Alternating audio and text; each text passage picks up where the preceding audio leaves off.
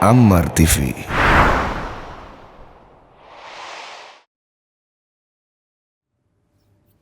Assalamualaikum warahmatullahi wabarakatuh. Alhamdulillahi rabbil alamin. Wa sallallahu wasallam ala nabiyyina Muhammadin wa ala alihi wa sahbihi wa man tabi'ahum bi ihsanin ila yaumiddin. Alhamdulillah, puji dan syukur marilah kita panjatkan kehadirat Allah Subhanahu wa ta'ala atas berbagai limpahan nikmat yang dianugerahkan kepada kita. Salawat dan salam semoga tetap tercurah atas junjungan kita Nabi Muhammad sallallahu alaihi wasallam, kepada keluarga beliau, kepada para sahabat beliau, dan mudah-mudahan limpahan salawat dan salam tersebut selalu tercurahkan kepada orang-orang yang setia mengikuti petunjuk dan jejak hidup beliau sallallahu alaihi wasallam. Ikhwatal iman yang dirahmati oleh Allah Subhanahu wa taala, insyaallah pada kesempatan pagi hari ini kita akan sedikit menjelaskan tentang satu surah di dalam Al-Quran, di mana surah ini merupakan tasliyah atau penghibur bagi Rasulullah sallallahu alaihi wasallam.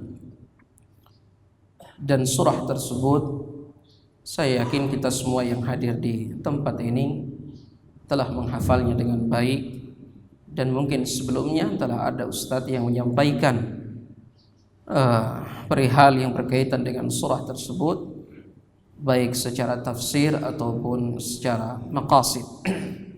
Ala kulli hal, ikhwatal iman yang dirahmati oleh Allah Subhanahu wa ta'ala, tidak salah bila kita kembali membaca firman-firman Allah Subhanahu wa ta'ala tersebut, sebab firman Allah Azza wa Jalla hikmahnya itu tidak akan pernah habis sampai kapanpun. Selama Allah Azza wa Jalla ada, maka selama itu firman Allah Subhanahu wa ta'ala kekal bersamanya Jalla Jalaluhu wa taqaddasat asma'u. Surat tersebut adalah surah Ad-Duha. Silahkan dibuka mushaf masing-masing. Naam. أعوذ بالله من الشيطان الرجيم. بسم الله الرحمن الرحيم. والضحى والليل إذا سجى ما ودعك ربك وما قلى وللآخرة خير لك من الأولى ولسوف يعطيك ربك فترضى ألم يجدك يتيما فآوى ووجدك ضالا فهدى ووجدك عائلا فأغنى فأما اليتيم فلا تقهر وأما السائل فلا تنهر وأما بنعمة ربك فحدث. صدق الله العلي العظيم. Surah Ad-Duha adalah surah yang berisi tasliyah atau hiburan untuk Rasulullah sallallahu alaihi wasallam. Allah Azza wa Jalla menjadikan dunia sebagai tempat untuk menguji manusia. dan masing-masing orang memiliki porsi ujian tersendiri. Ujian para nabi tentu berbeda dengan ujian para atba', orang-orang yang mengikuti nabi tersebut. Ujian orang yang berjuang di jalan Allah berbeda dengan orang yang menjadi objek perjuangan dalam dakwah.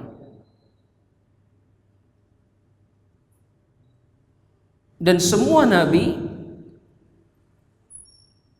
pernah merasakan ujian dari Allah Subhanahu wa taala. Baik ujian tersebut datang dari istri mereka, sebagaimana Nabiullah Lut alaihi salam, atau datang dari anak mereka, sebagaimana Nabiullah Nuh alaihi salam, atau datang dari istri dan anak-anak mereka, sebagaimana Syuaib alaihi salam. Betul tidak? Siapa yang ingat?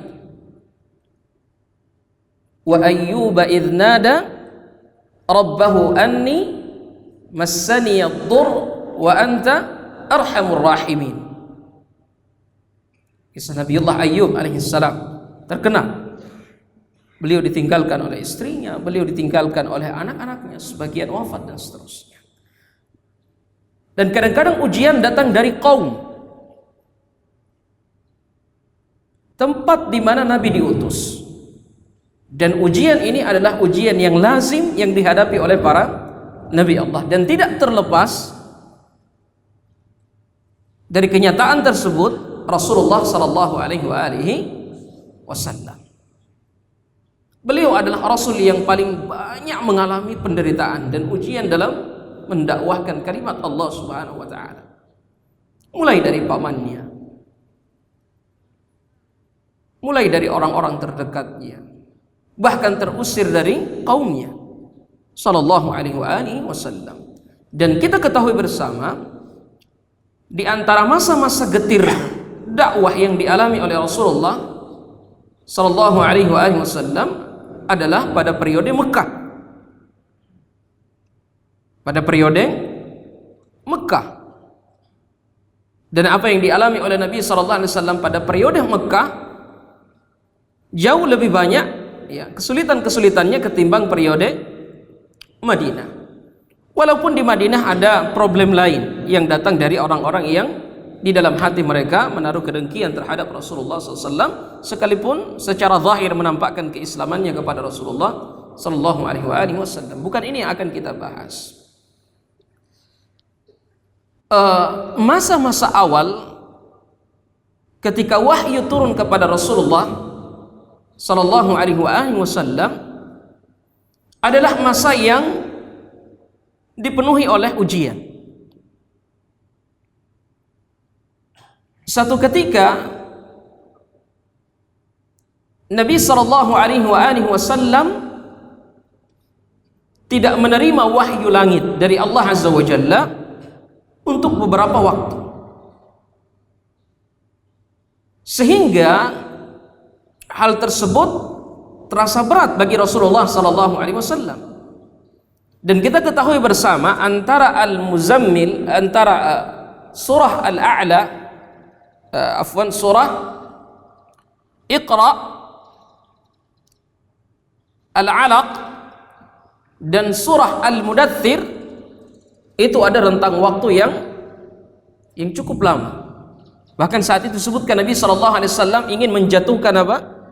Ingin menjatuhkan dirinya dari atas bukit karena merasa bahwa wahyu tersebut terputus, dan beliau merasa bahwa tugas kenabian akan diserahkan kepada selain beliau sallallahu alaihi wasallam. Dan tentu nikmat yang paling besar adalah nikmat hidayah, dan menjadi orang yang perantara hidayah, menjadi perantara hidayah bagi manusia, ini juga di antara karunia. Nabi SAW takut bila karunia tersebut berpindah sallallahu alaihi wasallam. Kemudian turunlah surah Al-Mudaththir, qum fa'anzir wa rabbaka fakabbir wa thiyabaka fatahhir, hingga akhir ayat. Kejadian yang sama kembali terulang dalam waktu yang cukup lama. Wahyu tidak turun kepada Nabi sallallahu alaihi wasallam sampai orang-orang mencibir beliau sallallahu alaihi wasallam, dan di antara yang mencibir beliau siapa? Istri dari Abu Lahab, Ummu Jamil. Walaupun penamaan ini kata para ulama tidak perlu lagi kita menyebutnya dengan Ummu Jamil. Jamil artinya indah, bagus, baik. Yang benar adalah Ummu Qabih. Qabih, buruk. Sebab Allah Subhanahu wa taala mengabadikan laknat untuknya hingga hari kiamat.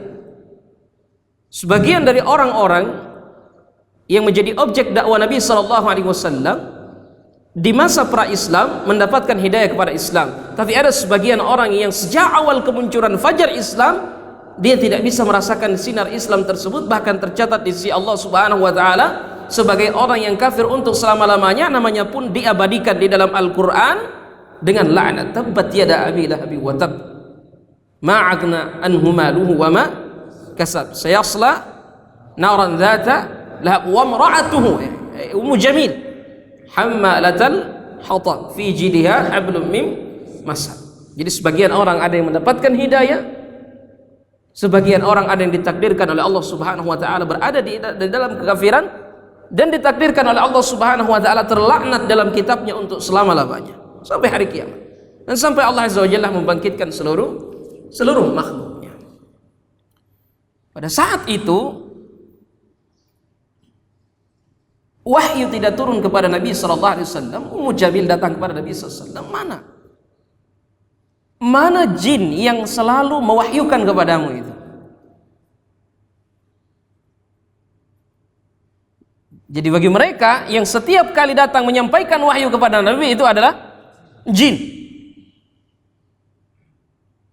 Sama seperti anggapan sebagian orang yang ada di luar Islam yang meragukan kerasulan Nabi sallallahu alaihi wasallam dan menyebutnya sebagai seorang yang anti titik dua. Mereka mengatakan bahwa yang datang kepada Muhammad di Ghar Hira sallallahu alaihi wasallam bukanlah malaikat tetapi syaitan. Waliyadu billah. Ini perkataan yang kufur. Ummu Jamil mengatakan kepada Nabi sallallahu alaihi wasallam bahwa wahyu yang diterimanya berasal dari jin. Ini berat bagi Nabi sallallahu alaihi wasallam untuk menerima ini. Wahyu yang turun dari langit yang penuh dengan hikmah disifati bagaikan bisikan jin. Nah, hal ini membuat Rasulullah sallallahu alaihi wasallam sedih. Rasulullah sallallahu alaihi wasallam sangat sedih pada waktu itu. Nah, sebagai penghiburnya Allah Azza wa Jalla menurunkan surah ini. Namun yang menjadi pertanyaan, apa yang menyebabkan wahyu tersebut terputus? Disebutkan bahwa ketika Nabi sallallahu alaihi wasallam tidak menerima dalam wahyu dalam kurun waktu tertentu, beliau meminta kepada pembantunya untuk apa? Untuk membersihkan rumahnya. Barangkali ada sesuatu yang membuat Jibril tidak berkenan masuk ke dalam rumahnya. Akhirnya beliau mengatakan, tolong dibersihkan rumah saya. Dan ketika pembantunya tersebut mulai membersihkan rumah, ditemukan di bawah tempat pembaringan sallallahu alaihi wasallam seekor anak anjing yang telah lama mati. Nah, ini yang membuat malaikat tidak masuk ke dalam rumahnya. Ada bangkai anak anjing di bawah tempat pembaringan Rasulullah sallallahu alaihi wasallam. Ini bangkai saja dia tidak datang, apalagi yang masih hidup. Oleh karena itu para ulama menyebutkan boleh memelihara anjing dengan catatan anjing tersebut tempatnya harus kita pisahkan dari rumah kita.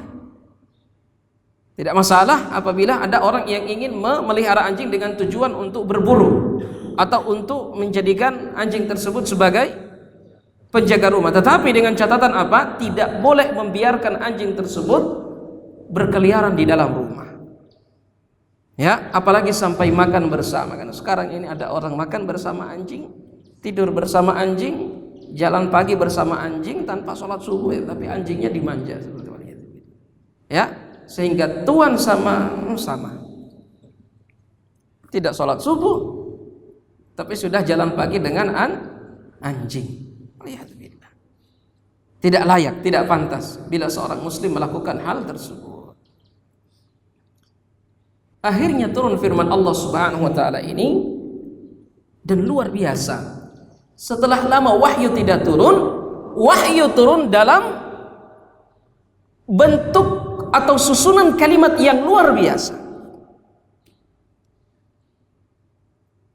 Allah Azza wa Jalla berfirman, "Wadduha." Demi waktu duha. Tapi kenapa bukan wal asr? Kenapa bukan wasyams? Kenapa bukan wal fajr? Tapi kali ini sebagai bentuk hiburan Allah memulai firman-Nya dengan wadduha. Waktu duha adalah waktu yang paling baik di antara waktu-waktu Allah Subhanahu wa taala, termasuk di antara waktu yang paling baik di antara waktu-waktu Allah Subhanahu wa taala. Kenapa? Pada waktu tersebut matahari tidak terlalu panas dan ada karakter yang khas bagi waktu duha yang tidak dimiliki oleh waktu lain. Dan antum bisa merasakan surah ini ketika antum membayangkan apa? Membayangkan saat surah tersebut turun di masa Nabi SAW di dekat Masjid Al-Haram.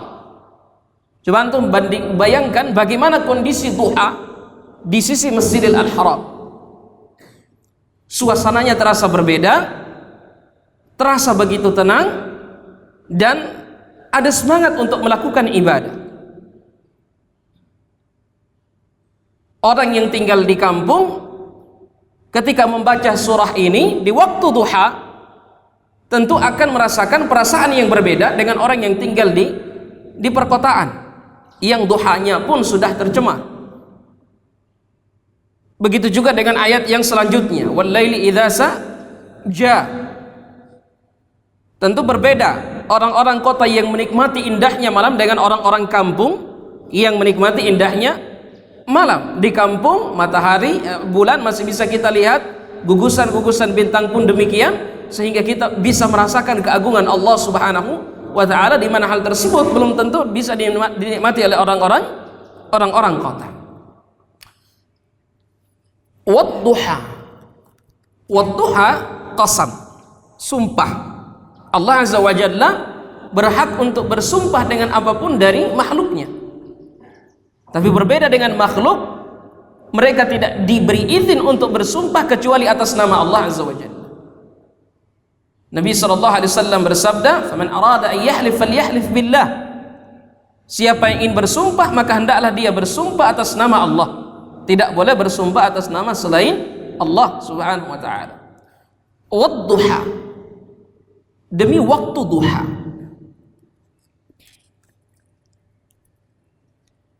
Wal-laili idza saja, dan demi malam apabila telah sunyi. Ingat, nizam Al-Quran atau tatanan ayat-ayat di dalam Al-Quran bukan tatanan sembarangan. Nabi SAW tidak datang dengan ayat-ayat tersebut dan menyusunnya wadduha wal-laili idza saja, tetapi susunan tersebut berasal dari Allah Subhanahu wa taala dan ada hikmah di balik susunan tersebut. Allah mengatakan wadduha, dan waktu tersebut untuk menunjukkan waktu ketika matahari telah naik 2 gala, 1,5 gala hingga menjelang zuhur. Kemudian menyebutkan waktu malam sebagai pasangannya. Di malam hari ada waktu yang mirip dengan kondisi duha dari segi ketenangan, yaitu apa? Waktu malam yang sudah mulai pekat. Makanya Allah mengatakan apa? Wal laili idza saja, dan malam apabila telah sunyi. Di kesunyian malam, orang-orang yang jujur imannya kepada Allah Subhanahu wa taala tidak akan melewatkan malam tersebut dengan begitu saja. Kenapa Allah Azza wa Jalla menyinggung malam yang sunyi? Sebab di kesunyian malam hanya orang-orang yang beriman kepada Allah yang memilih untuk bangun dari tidurnya dan menengadahkan tangannya ke langit, yang tidak mau kehilangan waktu ketika Allah Azza wa Jalla turun ke langit pertama dan berkata kepada manusia, apakah ada yang meminta untuk aku beri? Apakah ada yang memohon ampun untuk aku ampuni? Makanya di dua waktu tersebut, pada saat duha dan ketika malam telah sunyi, seorang mukmin dianjurkan untuk sholat. Seorang mukmin dianjurkan untuk sholat sebagai wujud syukur kepada Allah Subhanahu wa taala di waktu duha, dan begitu juga di waktu malam saat telah sepi, jauh dari nuansa yang bising. Bila kita melihat susunan hurufnya luar biasa. Huruf ini terutama huruf yang ada di akhir ayat, alif maksura, wadduha, ini merupakan susunan yang luar biasa, karena ketika kita membacanya dengan berbagai problem hidup yang kita hadapi, ayat tersebut seperti membuat kita terasa plong ketika membaca ayat tersebut. Baru saja Nabi diuji dengan apa? Baru saja Nabi diuji dengan terputusnya wahyu sehingga dadanya merasakan sempit, ya. Ketika membaca firman Allah Subhanahu wa taala ini terasa begitu lega. Coba, wadduha, ringan sekali. Wal laili idza saja, ma wadda'aka rabbuka wa ma qala. Artinya semacam ada beban yang hilang dari diri Nabi sallallahu alaihi wasallam. Ma wadda'aka rabbuka wa ma qala. Tuhanmu sekali-kali tidak meninggalkan engkau Muhammad dan tidak pula membencimu. Artinya ketika wahyu tidak turun kepadamu, tidak berarti bahwa Allah Azza wa Jalla membencimu. Dan sama sekali engkau wahai Muhammad sallallahu alaihi wasallam, Nabi Muhammad sallallahu alaihi wasallam tidak akan ditinggalkan oleh Allah Subhanahu wa taala. Ini penghiburan kepada Nabi SAW bahwa engkau yang telah dipilih oleh Allah Subhanahu wa taala, sebab an-nubuwah atau kenabian di dalam Islam, dalam keyakinan Ahlus Sunnah wal Jamaah, an-nubuwah itu adalah istifa'u minallah, pilihan dari Allah Subhanahu wa taala, bukan sesuatu yang iktisabi sebagaimana yang difahami oleh Mu'tazilah. Jadi orang dipilih oleh Allah Subhanahu wa taala menjadi nabi, bukan dia boleh dalam waktu tertentu ketika sudah mencapai maqam tertentu boleh mendeklarasikan dirinya sebagai seorang nabi, tidak. Tapi kenabian adalah pilihan dari Allah Subhanahu wa taala.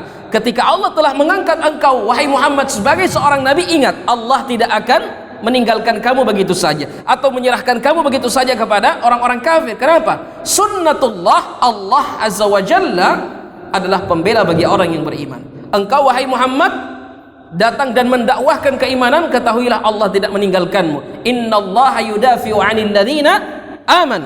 Sesungguhnya Allah Subhanahu wa taala akan memberikan pembelaan kepada orang-orang yang beriman.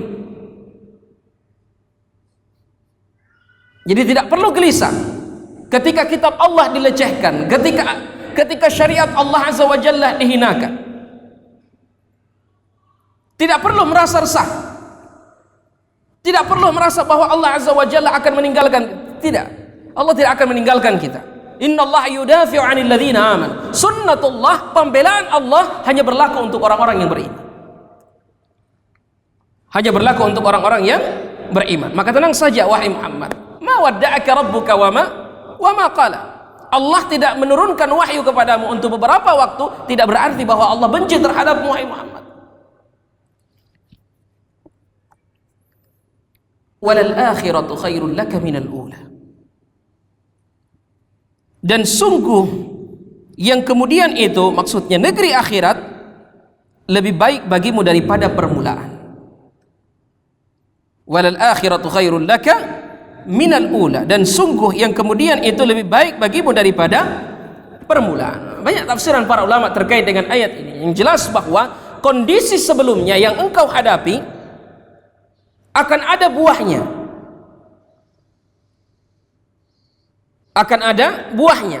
Berbagai macam kesulitan yang engkau hadapi di dunia ini, terutama dalam mendakwahkan kalimat Allah Subhanahu wa taala, ada buah yang manis di sisi Allah Subhanahu wa taala. Dan jangan kamu terpedaya dengan orang-orang kufar tersebut yang diberi oleh Allah Subhanahu wa taala kenikmatan dunia atas kekufuran yang mereka lakukan. Tidak perlu bersedih. Kenapa? Ada kebaikan akhirat yang lebih baik untuk. Karena kadang-kadang di dalam kehidupan ini sebagai manusia kita kadang-kadang diperhadapkan dengan satu fakta tentang bagaimana pemihakan dunia terhadap orang-orang yang tidak beriman kepada Allah Azza wa Jalla. Kadang hati kecil kita berbisik, orang-orang hidup dalam kekufuran. Kenapa Allah beri kepada mereka kemewahan? Kadang-kadang jiwa kita berontak, ya, orang siang dan malam melakukan kesyirikan kepada Allah Azza wa Jalla, tetapi hidupnya mewah, tetapi hidupnya dalam kondisi Masya Allah, dunia selalu saja datang, sedikit yang pergi dari kehidupannya. Kadang-kadang jiwa kita membisiki kita seperti itu, dan ada keinginan untuk memberontak atas keberpihakan dunia kepada orang-orang yang di luar Islam. Hal yang sama tidak hanya dialami oleh kita sebagai orang yang biasa ini, tetapi dialami oleh orang yang pernah mendampingi Rasulullah SAW. Sebagaimana dalam Sahih Bukhari. Di dalam Sahih Al-Bukhari, ketika Nabi SAW tidak mengajak istrinya untuk bicara beberapa waktu, beberapa saat, menunjukkan bahwa seorang suami boleh untuk memboikot istrinya dalam rangka apa? Ta'dib, memberi pelajaran kepada mereka, bukan semata-mata untuk menurunkan amarah. Nabi SAW meninggalkan istrinya untuk sementara dan memilih tinggal di bagian atas dari rumahnya, di mana di tempat tersebut terdapat kamar Nabi SAW. Ada kasur yang terbuat dari jerami, dari tikar jerami, dan ada bantal yang terbuat dari kulit yang isinya juga tikar jerami. Sallallahu alaihi wasallam. Umar ibn Khattab radhiyallahu taala anhu merasa bahwa dia adalah seorang mertua dari Nabi SAW. Ketika mendengar berita tersebut cukup terganggu. Beliau datang kepada Nabi SAW karena beliau takut jangan sampai anaknya yang menjadi penyebab kemarahan Rasulullah SAW. Pada waktu itu Umar meminta izin untuk menemui Rasulullah SAW. Setelah diizinkan untuk menemui Rasulullah SAW, Umar radhiyallahu taala anhu dikagetkan dengan pemandangan yang begitu menyayat hati. Sebagai seorang anak mantu, Nabi SAW menunjukkan adab kepada Umar. Pada saat itu Nabi sedang tidur, walaupun dia seorang Nabi, tapi ingat statusnya bagi Umar adalah seorang apa? Seorang mantu. Rasulullah SAW bangkit dari tidurnya dan terlihat dari punggung Nabi SAW bekas dari tikar tempat beliau SAW tidur. Tikar yang begitu kasar membekas di bahu Rasulullah SAW. Umar radhiyallahu taala anhu tidak bisa menerima itu. Hatinya terenyuh, air matanya menangis. Orang yang temperamen kemudian menangis itu sesuatu yang luar biasa. Seorang Umar yang terkenal keras tiba-tiba menangis. Melihat apa? Guratan tikar yang membekas di punggung Nabi SAW. Secara spontan Umar mengatakan, "Wahai Rasulullah, apa yang kulihat ini? Kisra dan Kaisar di atas kekufuran mereka kepada Allah Subhanahu wa taala.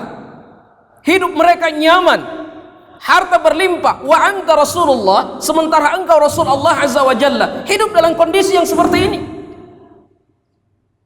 Artinya fitrah Umar tidak bisa, artinya hati kecil Umar tidak bisa menerima kenyataan tersebut. Kenapa? Pertama, Nabi itu bukan orang sembarangan, paling tinggi nasabnya. Kemudian kedudukannya adalah orang yang menerima wahyu. Bila kita membagi makom manusia, makom yang paling tinggi adalah makom nubuwah. Kedudukan yang paling tinggi adalah kedudukan nubuwah ketika Allah Azza wa Jalla memilih satu di antara hambanya menjadi nabi. Ini makom yang paling tinggi. Kemudian makom yang kedua adalah as-suhbah. Suhbah itu apa? Kesempatan untuk menjadi teman perjuangan Nabi Shallallahu Alaihi Wasallam. Dan ini bukan bahasan kita. Bahasan kita adalah Nabi seorang yang memiliki makom yang paling tinggi di antara seluruh manusia yang hidup pada saat itu dan hingga akhir zaman.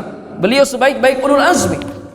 Dan melihat kenyataan orang yang paling tinggi nasabnya, tinggi kedudukannya, bangun atau bangkit sementara di punggungnya ada guratan-guratan tikar, membuat hati kecil Umar berontak.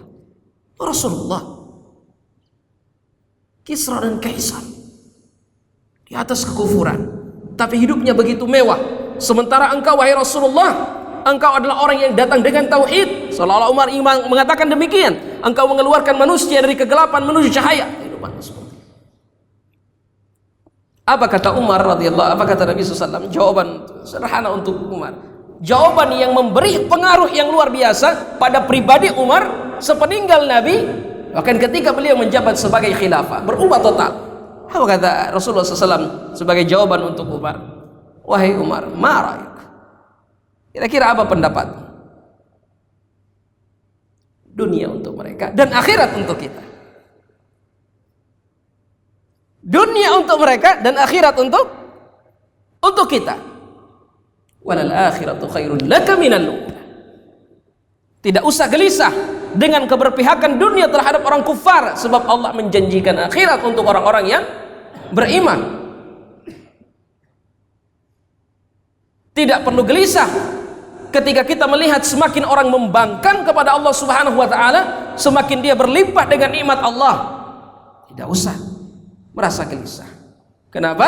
Ada akhirat yang dijanjikan oleh Allah Subhanahu wa taala kepada orang-orang beriman. Ada pembelaan yang dijanjikan oleh Allah kepada orang-orang beriman, di mana pembelaan dan karunia tersebut tidak diberikan kepada orang-orang yang durhaka kepada Allah Subhanahu wa taala, sekalipun mereka bergelimpangan harta di dunia. Walal akhiratu khairul laka minal ula. Tidak perlu bersedih.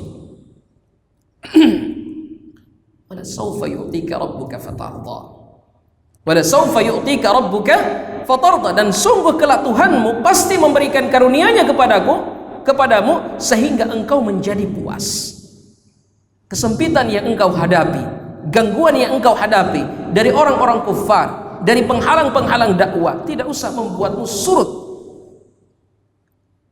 atau berhenti dalam memperjuangkan Islam, dalam mendakwahkan Islam. Kenapa? Sungguh Tuhanmu pasti akan memberikan karunia-Nya kepadamu yang tidak diberikan kepada orang-orang yang membangkang terhadapmu. Ali bin Abi Thalib radhiyallahu taala anhu ketika menjelaskan ayat ini, beliau mengatakan ayat ini merupakan arja al-ayat fil Quran, ayat yang penuh dengan pengharapan di dalam Al-Quran. Kenapa?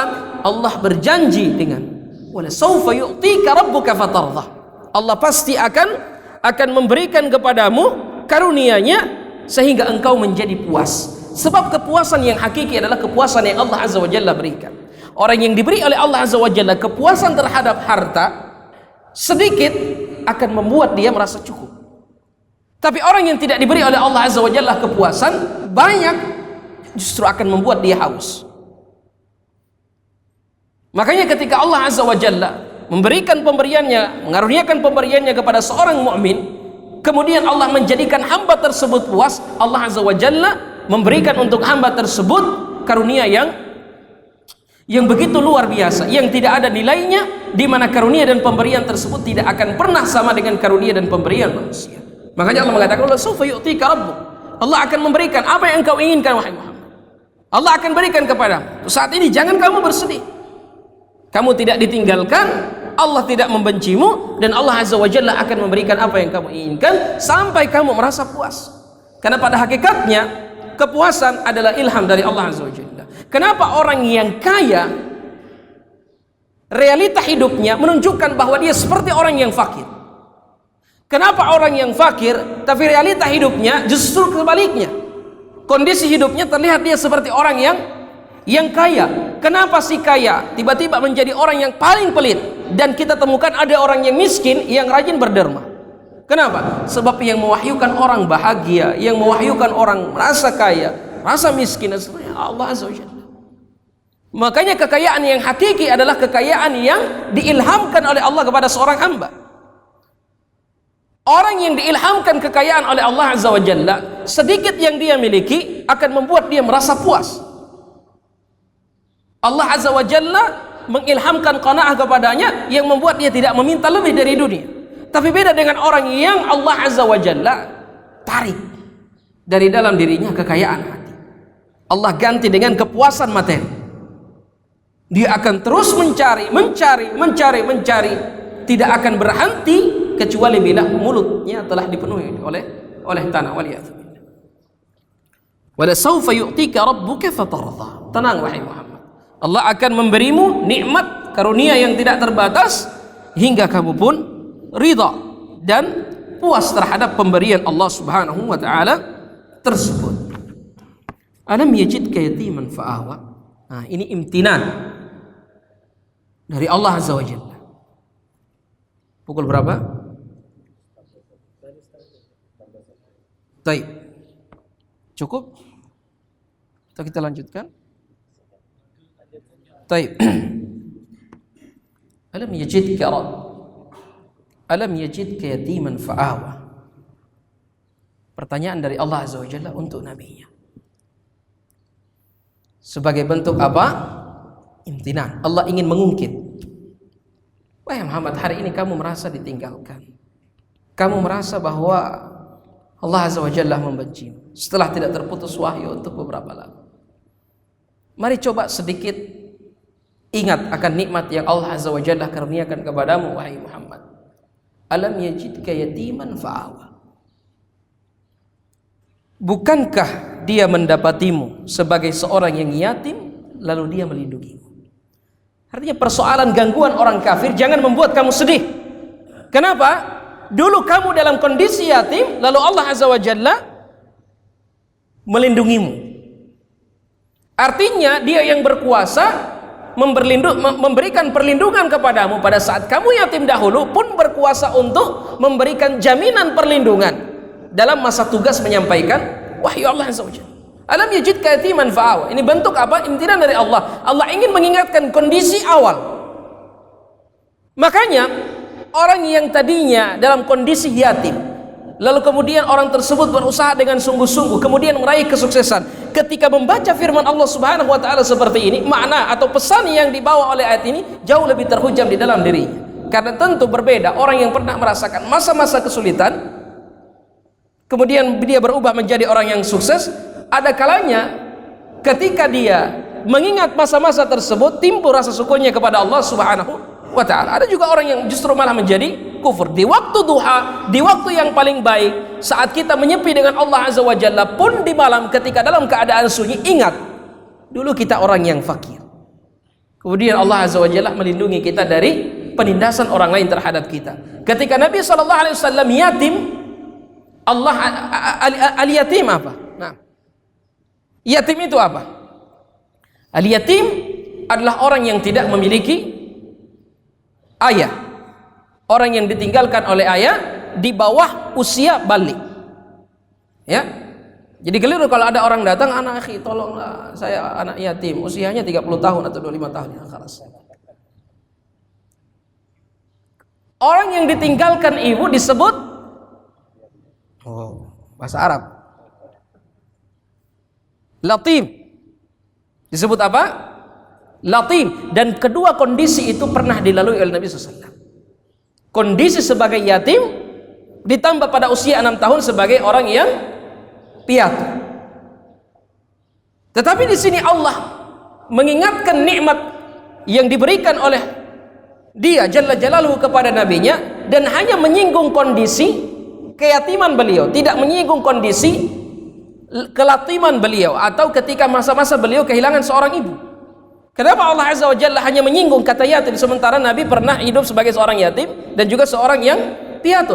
Tapi secara khusus Allah Azza wa Jalla mengatakan apa? Alam yajidka yatiman fa'awa. Bukankah kami mendapatimu dulu sebagai seorang yatim kemudian kami melindungimu? Karena orang bila kehilangan seorang ibu, Seorang yang kehilangan seorang ibu tidak seperti orang yang kehilangan seorang ayah.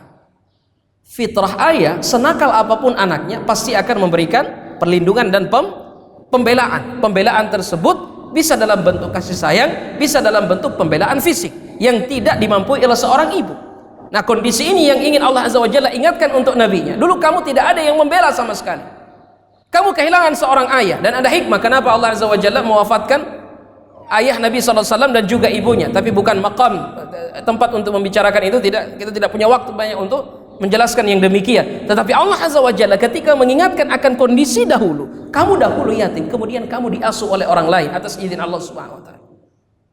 Jadi Allah yang telah melindungi kamu dari penindasan semasa yatimmu, Dia tidak akan membiarkan kamu sendiri ketika engkau telah diutus menjadi seorang nabi. Alam yajidka yatiman fa'awa. Bukankah dahulu kamu sebagai orang yang yatim, kemudian apa? Kemudian Dia melindungimu, yaitu Allah Subhanahu wa taala. Allah Azza wa Jalla menjadikan pamannya, walaupun orang yang pamannya berbeda akidah dengannya, tapi timbul hananah atau kasih sayang di dalam diri pamannya tersebut, dan beliau membela mati-matian Rasulullah sallallahu alaihi wasallam hingga usia dewasa. Alam yajidka yatiman fa'awa. Ingat itu. Dulu kamu yatim, kemudian Allah Azza wa Jalla melindungimu dari penindasan orang lain terhadapmu. Wa wajadaka dhallan fahada. Dan Dia mendapatimu sebagai seorang yang bingung. Kata ad-dhal di sini tidak bermakna sesat. Jadi keliru terjemahan sebagian orang mengatakan dulu Allah menemukan kamu dalam kondisi tersesat. Lalu Dia memberikan apa? Dia memberikan hidayah kepadamu atau petunjuk. Yang dimaksud dengan kata dhal di dalam ayat ini, dahulu Nabi SAW itu tidak mengetahui tentang hakikat kenabian itu apa, tentang apa itu iman, tentang apa itu hidayah. Sebagaimana yang disinggung oleh Allah Azza wa Jalla dalam firman-Nya yang lain, ma kunta tadri mal kitab wala al iman. Dahulu engkau wahai Muhammad, kamu itu tidak tahu apa itu Alkitab dan apa itu al-iman. Nabi tidak pernah belajar, Nabi tidak pernah mengikuti les tentang teologi. Jadi Nabi benar-benar kosong dari hakikat tersebut. Nabi tidak tahu tentang Alkitab, Nabi tidak tahu tentang kabar langit dan lain-lain sebagainya. Dia hanya bertahanus di Ghar Hira, memikirkan kondisi umat yang begitu kacau balau di kota Mekah saat itu. Lalu Allah Azza wa Jalla menurunkan wahyu kepadanya. Alam yajidka yatiman fa'awa wa wajadaka dhallan fahada. Dalam kondisi itu kamu bingung. Ketika kamu mengasingkan diri ke Gua Hira, melihat mujtama' atau masyarakat tersebut dari atas, dari tempat yang tinggi, masyarakat yang hidup dalam kejahiliaan, lalu Allah Azza wa Jalla memberikan hidayah kepadamu dan menjadi sebab hidayah bagi orang-orang tersebut. Ingatlah wahai Muhammad, Dia yang telah memberimu hidayah dahulu, sekarang pun Dia tidak akan meninggalkan engkau. Jadi tenang saja, Allah tidak akan meninggalkan orang-orang yang berusaha untuk menjadi penyebab hidayah bagi orang lain. Jadi ayat ini tidak hanya untuk menghibur nabinya, tapi juga menghibur orang-orang yang berjalan di atas jalan yang dilalui oleh nabinya, terutama di jalan dakwah. Artinya penindasan dan sikap buruk orang lain terhadap kita di dalam dakwah tidak usah membuat kita apa? Tidak usah membuat kita merasa berkecil hati, merasa resah. Kenapa? Ada pembelaan Allah Azza wa Jalla. Dan juga hiburan bagi orang yang ingin mengajak orang lain jalan hidayah, agar mengingat betapa Allah Azza wa Jalla telah mengaruniakan nikmat yang besar kepadanya. Hidayah itu nikmat yang paling besar. Nikmat yang paling besar itu adalah hidayah Allah. Makanya ketika Al-Quran dibuka, doa atau permintaan pertama yang ada di dalam Al-Quran adalah permintaan tentang hidayah.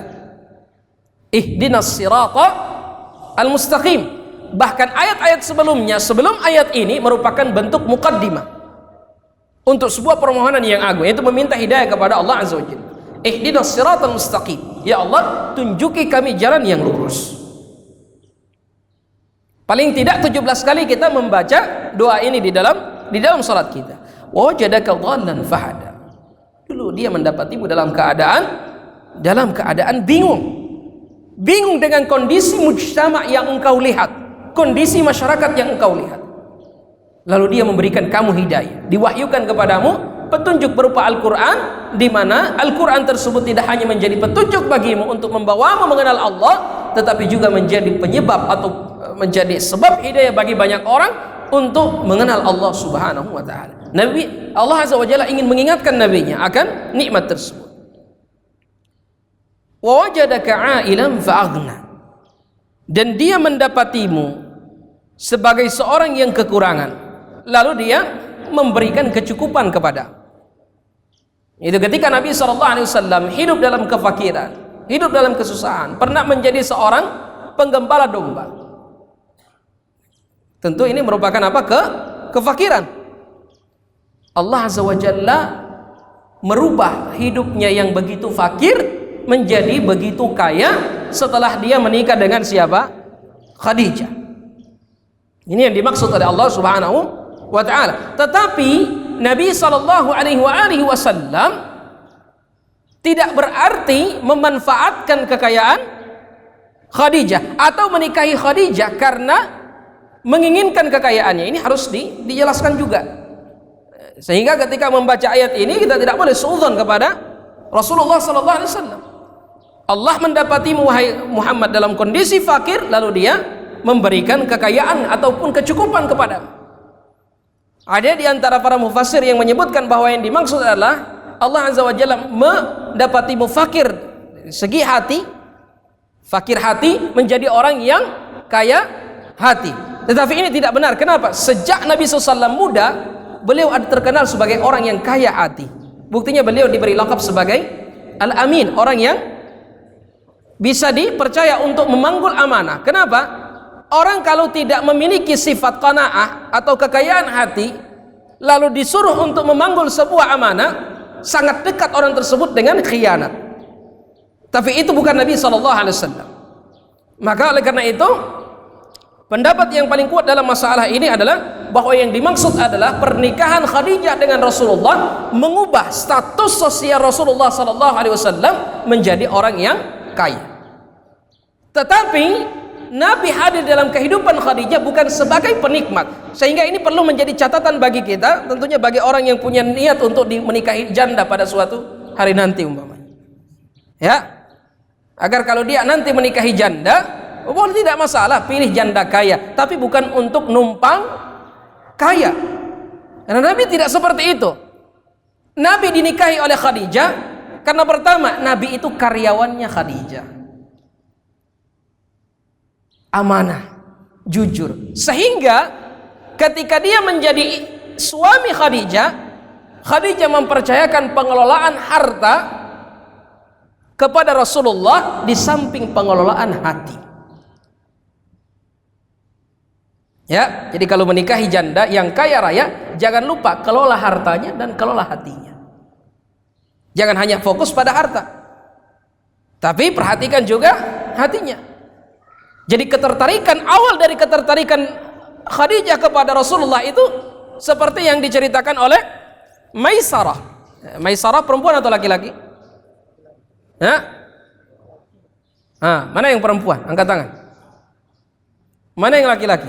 Tidak ada juga angkat tangan. Nah, Maisarah itu nama untuk laki-laki. Cuma di Indonesia biasanya dipakai untuk perempuan. Banyak nama-nama yang untuk wanita di Arab tapi dipakai di Indonesia untuk laki-laki. Contohnya apa? Fairuz, ya. Afnan untuk perempuan, tapi kita di Indonesia cenderung menamakan laki-laki. Riyad untuk perempuan. Kalau di Indonesia kita pakai sebagai untuk laki-laki. La iskal, tidak masalah. Ala kulli hal, bahasan kita tentang seorang janda yang kaya. Khadijah mengamanahkan Rasulullah SAW untuk membawa kafilah dagangnya ke Syam. Dalam perjalanan bisnis tersebut, Maisarah melihat kecakapan Nabi SAW. Interaksi dia dengan pedagang seperti apa, ketulusan dia dalam membantu orang lain, kecerdikan dia dalam menentukan harga, bermain cantik dalam dunia dagang, dunia bisnis. Ya, perihal ini diceritakan oleh Khadijah kepada Jadi ceritakan Maisarah kepada Khadijah. Artinya pengalamannya bersama Nabi Muhammad dalam mengelola harta Khadijah ke negeri Syam ternyata berkesan pada diri Maisarah. Maisarah menyampaikan kepada Khadijah dan Khadijah makin takjub kepada karyawannya. Rasulullah sallallahu alaihi wasallam ternyata diam-diam wanita janda yang kaya ini menyimpan rasa cinta kepada Nabi sallallahu alaihi wasallam. Untuk menyampaikan perihal tersebut, Khadijah tidak seperti anak-anak alay hari ini. Ya. Biasanya kita lihat karena persoalan wanita melamar atau menyampaikan cinta pada laki-laki itu bukan hal yang baru. Tetapi caranya berbeda. Kalau sekarang orang main langsung kemudian bilang aku ingin menjadi Khadijah untukmu, yang lebih dahulu menyatakan cinta apaan?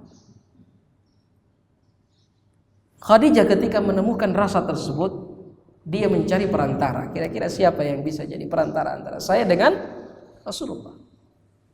Dipilihlah seorang yang bernama Nafisah. Tentunya harus orang yang amanah. Jadi yang mencomblangi antara Rasulullah dengan Khadijah adalah seorang wanita yang bernama siapa? Nafisah. Nafisah menyampaikan keinginan Khadijah kepada paman-pamannya. Kemudian Rasulullah diundang. Wahai Muhammad, kita kedatangan Nafisah tadi menyampaikan tentang keinginan Khadijah. Setelah disampaikan demikian, Rasulullah sallallahu alaihi wasallam juga oke, ya. Nah, setelah itu mereka datang kepada Khadijah, melamar Khadijah kepada paman-pamannya. Kemudian mereka menikah dengan mahar berapa ekor unta? Sekitar 100 ekor.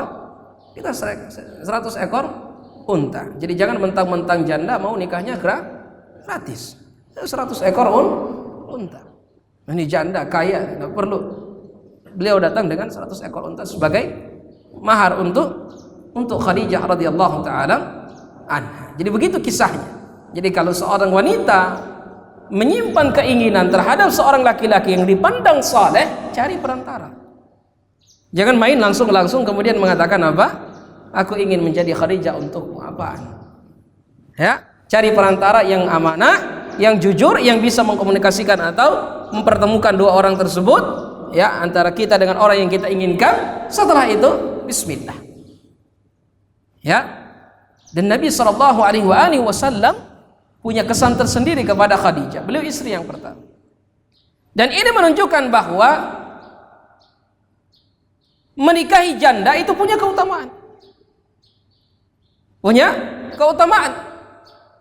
Dan muqaddimah cinta Nabi berawal dari seorang janda. Baru setelah itu dia menikah seorang gadis dan seterusnya. Sallallahu alaihi wasallam. Jadi antum-antum yang belum menikah tidak masalah, mungkin muqaddimah janda dulu ya. Setelah itu baru mendapatkan Aisyah. Sebelum Aisyah yang perawan, ada Khadijah yang janda. Ada Khadijah yang janda. Kalau bisa cari yang kaya agar bisa membantu kita dalam dakwah, tapi juga jangan lupa bekerja. Ya, kelola hatinya dan juga kelola hartanya. Kelola hati dan harta jangan lupa. Ini bagi yang punya niat untuk menikahi janda. Nah, ya Allah, nikahkan mereka yang di tempat ini dengan janda-janda yang kaya di luar sana. Nah, amin. Wajadaka 'ailan fa'aghna. Dan dia menemukan engkau wahai Muhammad dalam kondisi yang fakir, lalu dia memberimu kecukupan. Ingat itu. Nikmat Allah tidak akan lepas dan lekang darimu wahai Muhammad. Fa ammal yatima fala taqhar. Karena kondisinya demikian, ya. Karena kondisinya demikian, dahulu kamu dalam kondisi yang seperti ini, lalu Allah mengaruniakan nikmatnya kepadamu, maka ingat Muhammad terhadap orang-orang yang yatim, yaitu masa yang dulu pernah kamu lalui, fala taqhar, jangan kamu berlaku sewenang-wenang.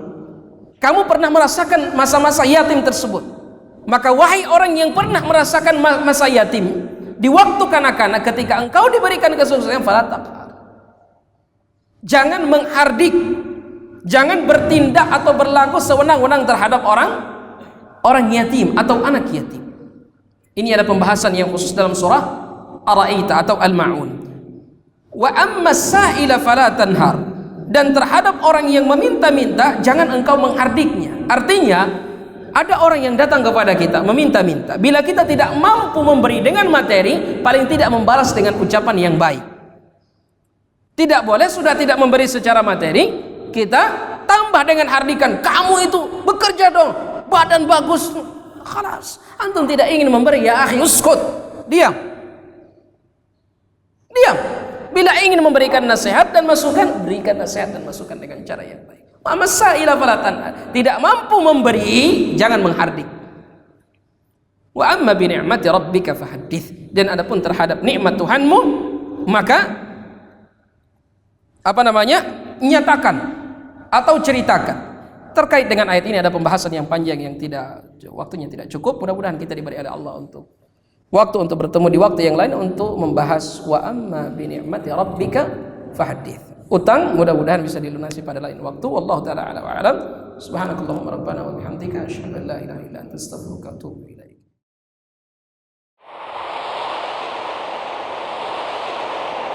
Ammar TV.